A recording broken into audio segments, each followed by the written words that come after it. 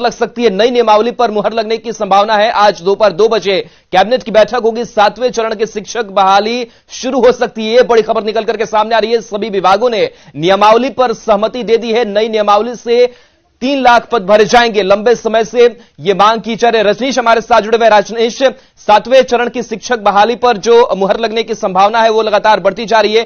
क्या अपडेट है? क्या रास्ता साफ हो सकता है? बिल्कुल, देखिए दोपहर 2 बजे से कैबिनेट की मीटिंग होने वाली है और सूत्रों के हवाले जो खबर आ रही है हमारे पास कि आज दोपहर 2 बजे के बाद मीटिंग के दौरान कैबिनेट में मुहर लग सकती है नई नियमावली पर, जिसका इंतजार लगातार पिछले कई साल से हो रहा है। राज्य में सीटेट, बीटेट, एस्टेट अभ्यर्थी जो है लाखों की संख्या में है, लेकिन नई नियमावली पर मुहर नहीं लगने की वजह से बहाली प्रक्रिया अब तक शुरू नहीं हुई है। और आज जैसे ही मुहर लगेगी, जो खबर आ रही है, उसके बाद 7वें फेज की बहाली शुरू हो। और सबसे पहले ये कहा जा रहा है कि हाई स्कूल की बहाली होगी, यानी माध्यमिक स्कूलों के लिए बहाली शुरू हो सकती है। राज्य में टारगेट किया 3 लाख पदों पर शिक्षा विभाग बहाली करने वाला है, लेकिन नई नियमावली पर मुहर नहीं लगने की वजह से देरी थी। आज आपको बता दें कि शिक्षा विभाग, पंचायती राज, वित्त विभाग, विधि विभाग और नगर विकास विभाग ने पहले ही सहमति दे दी है, लेकिन जो अंदर खाने से खबर आई है कि आज सभी विभागों ने सहमति के बाद जो पत्र भेजा है उसमें कैबिनेट ने भी स्वीकार कर लिया। और आज कैबिनेट में मुहर लगने के बाद लाखों अभ्यर्थियों के लिए बड़ी खबर होगी और खुशखबरी होगी। जी बिल्कुल। तो काफी लंबे वक्त से इंतजार शिक्षक अभ्यर्थी कर रहे थे। सड़कों से लेकर के सदन तक भी पहुंचने की लगातार ये लोग कोशिश कर रहे थे, लेकिन जो नई नियमावली होगी उसके लागू हो जाने पर, उस पर मुहर लग जाने के बाद से क्या लग रहा है कितना वक्त लगेगा कि इनकी ज्वाइनिंग की पूरी प्रक्रिया पूरी हो सकेगी? देखिए, बिल्कुल चुनावी माहौल शुरू हो चुका है और एक तरफ से लोकसभा चुनाव है 2024 में, 25 में विधानसभा चुनाव है। सरकार के लिए भी एक बड़ा एजेंडा तय करना है, क्योंकि 10 लाख नौकरी और 10 लाख रोजगार की बात सरकार ने पहले ही कह दी थी, महागठबंधन सरकार ने। ऐसे में अब जो पूरी प्रक्रिया शुरू होगी तो लोकसभा चुनाव से पहले कहा जा रहा है कि विज्ञापन निकलने के बाद हाई स्कूल यानी माध्यमिक की बहाली पूरी कर ली जाएगी। उसके बाद विधानसभा से पहले ये टारगेट रखा गया है कि जो प्रारंभिक स्कूल के शिक्षक बहाली प्रक्रिया है उसको भी हम पूरी कर लें। तो कुल मिलाकर इस तरह से चुनाव को देखते हुए भी जो सरकार जो है एक्शन में आई है। और आज बैठक के बाद मुहर लगने पर जैसे ही सहमति बनेगी, उसके बाद जो है लाखों की संख्या में जो अभ्यर्थी हैं उनका इंतजार खत्म होगा और स्कूलों में खाली पद भी भरे जा सकेंगे। जी, नई नियमावली को लेकर के लगातार शिक्षक अभ्यर्थी अपनी मांग जो है वो उठा रहे थे। इस नई नियमावली के जरिए कितना आसान होगा उनकी ज्वाइनिंग, या फिर जो पूरी जो भर्ती प्रक्रिया है वो कितनी आसान होगी और इसका फायदा अभ्यर्थियों तक पहुंचेगा?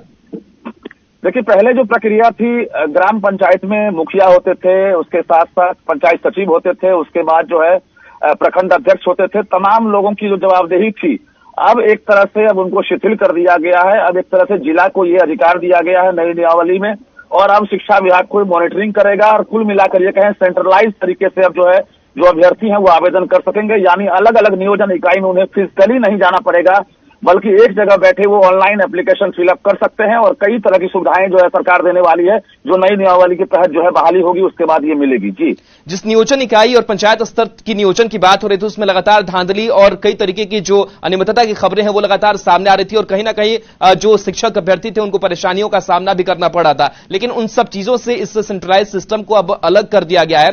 तो क्या लग रहा है कि अब कितनी जो यह पूरी प्रक्रिया है वो अब अलग हो चुकी है?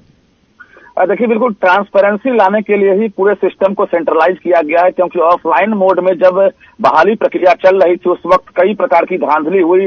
सर्टिफिकेट वेरिफिकेशन से लेकर जो अपने अपने कैंडिडेट को नियुक्त करने का जो मामला आया था, तो कुल मिलाकर इन सब चीज से छुटकारा मिल जाएगा। जो अभ्यर्थी मेरिट वाले होंगे, जो मेरिट लिस्ट में आ जाएंगे, उनको अब कुल मिलाकर मौका मिलेगा। और निश्चित रूप से सीटेट, बीटेट, एस्टेट जो अभ्यर्थी हैं जो सड़कों पर आंदोलन कर रहे थे, विधानसभा घेराव कर रहे थे, अब उनके लिए आज बड़ी खबर मिल सकती है, क्योंकि आज मुहर लगेगी। उसके बाद जो है 7वें फेज का विज्ञापन जारी होगा और वो गुरुजी बन सकेंगे। जी चलिए, बिल्कुल। तो इंतजार जो है अब शिक्षक अभ्यर्थियों का खत्म होने जा रहा है, क्योंकि अब 7वें चरण के शिक्षक बहाली जल्द शुरू हो सकती है। बहुत बहुत शुक्रिया रजनीश तमाम जानकारी के लिए। तो सभी विभागों ने इस नई नियमावली पर सहमति दे दी है। नई नियमावली से 3 लाख पद भरे जाएंगे और लगातार शिक्षक अभ्यर्थियों का लंबे समय से इंतजार चल रहा था। और जो नई नियमावली होगी इसकी जो भर्ती प्रक्रिया है वो भी अलग होगी। पंचायत स्तर से अब इसे हटा करके सेंट्रलाइज्ड सिस्टम बनाया गया है, क्योंकि लगातार शिक्षक अभ्यर्थियों की परेशानी ये हो रही थी कि जो ज्वाइनिंग हो रही है उसमें कहीं ना कहीं जो मुखिया है और पंचायत स्तर के जो